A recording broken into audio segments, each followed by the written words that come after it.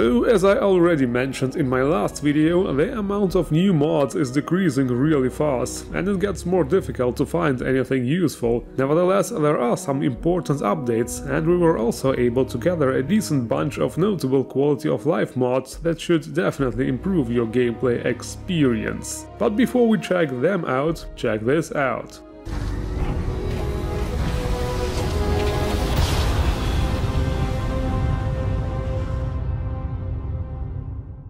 Yes, we finally got a new intro. What do you think? Anyway, first things first, the game version 1967 is out of beta state now, and that means the script extender also has been updated to this version, so we all can update safely now and continue to use all the mods.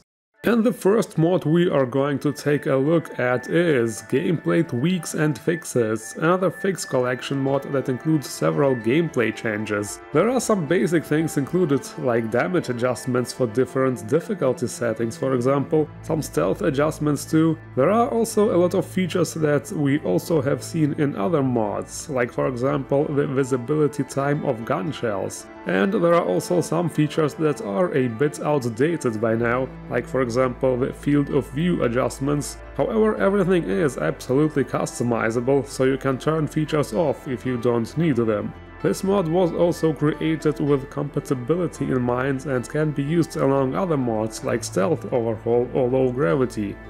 Another fixed pack mod you will probably want is powerofthree tweaks. In this one we have a collection of script extender based tweaks. It is not that much actually, and also partially things we saw in other mods already, like for example disabling the annoying repetitive docking sequences. Of course, this mod will be updated regularly in the future and new features will be added. At least this is what I hope, because with many modders taking a break from Starfield now, it is not so certain actually, but we will see.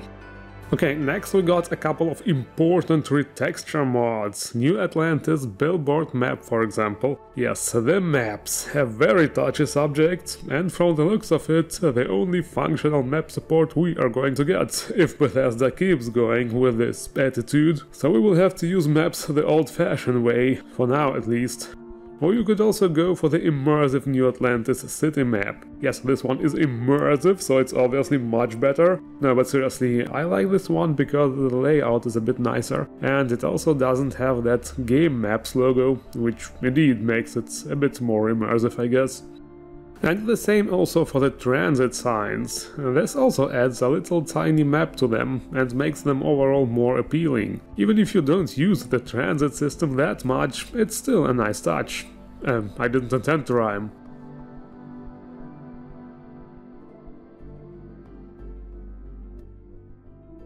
And staying on the map topic, some slightly better map icons are sure to improve the horrendous map design in this game, at least a tiny bit. So no, I'm not gonna let go of this one. The maps are still one of the biggest offenses they threw at us with this half-baked game, and I shall not rest until this is fixed. Anyway, this mod is actually really great. The colorful icons look awesome, and there are also some nice options for different color schemes, for example. Or you can optionally get different colors for active and inactive missions on the galaxy map, so there are a lot of cool options. And talking about the galaxy map, you should definitely get the Show Star Names mod. This is also a very annoying design choice they decided to go along with when you are looking for a specific star system, for example, and you have to manually select every dot to see its name. Why? It's like it's been designed by non-gamers or just to piss people off on purpose, I don't know. And guess what, this mod here even comes with hotkeys to toggle the galaxy names on and off. And even change the names to colorful ones so you can see the respective level right away. See, now this is a convenient design. This is awesome. Seriously, this is fantastic. Way to show Bethesda how it's done. And why not do the same for powers while we are at it? Show power names. Sure, if you play long enough you will probably know which icon belongs to which power, but still, why not make things convenient from the start? The thing is, the game actually provides a button to toggle power names on and off, but it does not save this setting. So every time you enter the menu, the names are turned off. With this mod, it's the other way around, the names will be turned on by default. So it is actually just a small change, but it makes things a bit more convenient.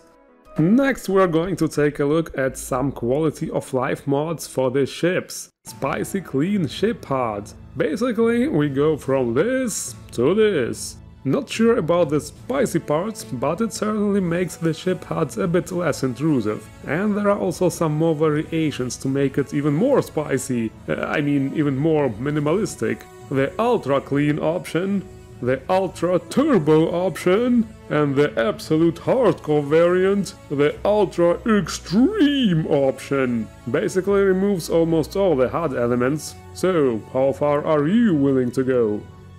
Also, the ship power allocation fix is a mod really recommended to have. In the vanilla game, for some reason, it always resets your power settings every time you load a save, land and take off, or even just fast travel somewhere. This can be extremely annoying, of course, especially if you spawn into an encounter and have to set your power points in the middle of combat. So with this mod, the power will actually stay allocated the way you left it, as it should be.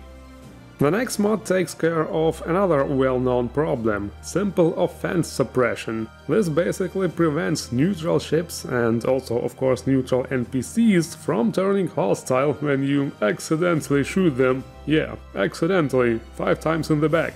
No, but seriously, you know what is meant here. If during combat you happen to accidentally hit a neutral NPC or enemy ship, they will not turn hostile right away. Outside of combat they will still turn red after a single shot, because at this point it counts as a deliberate attack. Absolutely makes sense.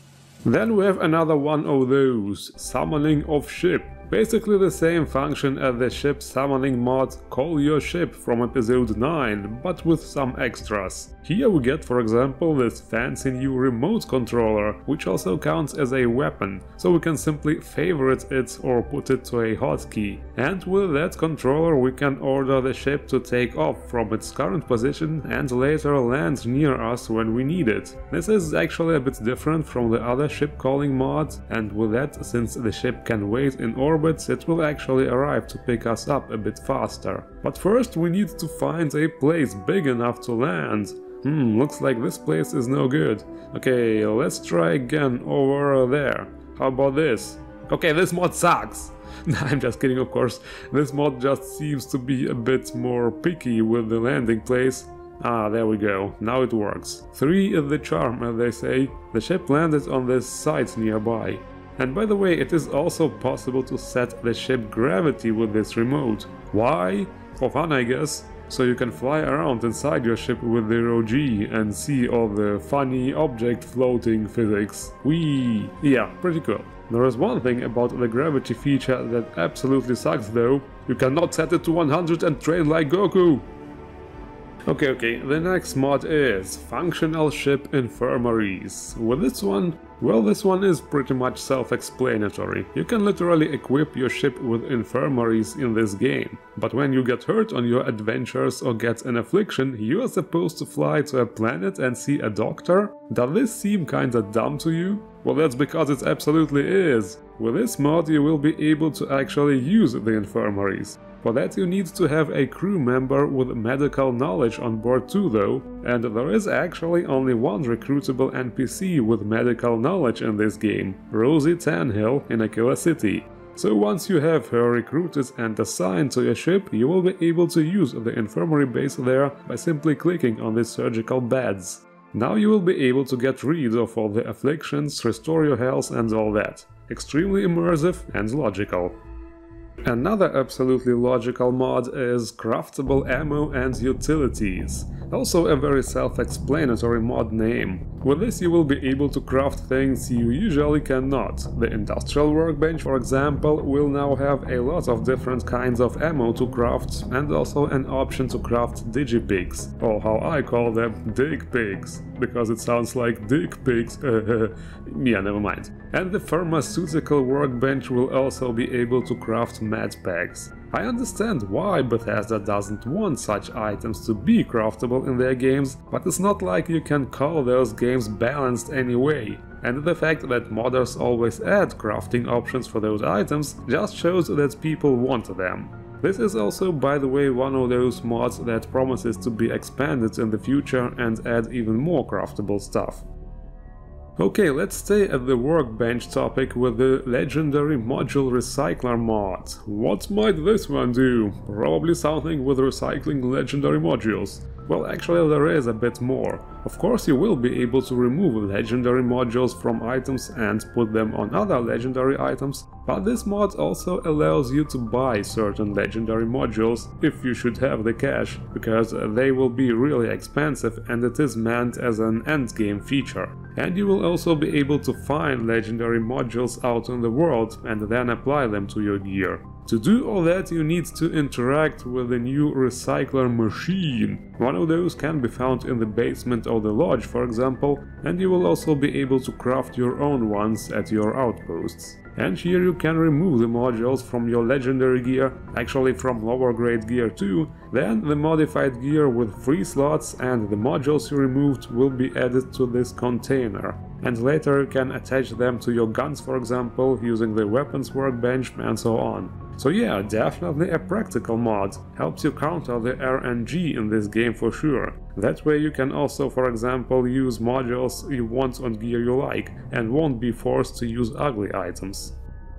Alright, next we have a couple of character-related mods. CharGenMenu is quite a breakthrough actually. Not sure if you can really call it a quality of life mod, but it certainly makes the character creation more convenient. This mod brings many new features, like for example the ability to save and load presets. That way you will be able to download presets too, trade them between saves and so on. This mod also changes the layout of the character creation menu a little bit and makes it a bit more compact. Also adds numbers to sliders to give you a better reference to the changes you make while creating a character. There is also a feature with custom body sliders, but you need the correct load order for that to work. It is more a feature for modders. But yes, with mods like this one we are definitely getting closer to a decent character customization. And the other character mod is Height Randomizer. Have you ever noticed that every NPC has exactly the same height? That's quite disturbing once you think about it. So this mod randomizes the height of all the NPCs, including crowds. The changes even stay consistent across saves and playthroughs, and honestly it makes a huge difference. This is really one of those mods you can't play without once you try it out. The only downside is that this mod has not been updated for a while and does not work with the latest version of the game. This is why I got a similar mod, NPC Height Variation Toolkit. It does pretty much the same thing. This is also what you see here. This mod even gives you the means to customize character height manually. It is a bit of a read and getting into, but of course you can just use the pre-generated version. Anyway, this is all we got for this episode. The links to all mods are as always in the description below. Don't forget to endorse the mods you like. Make sure to leave a like and subscribe for more awesome mods. I thank you all for watching and see you around.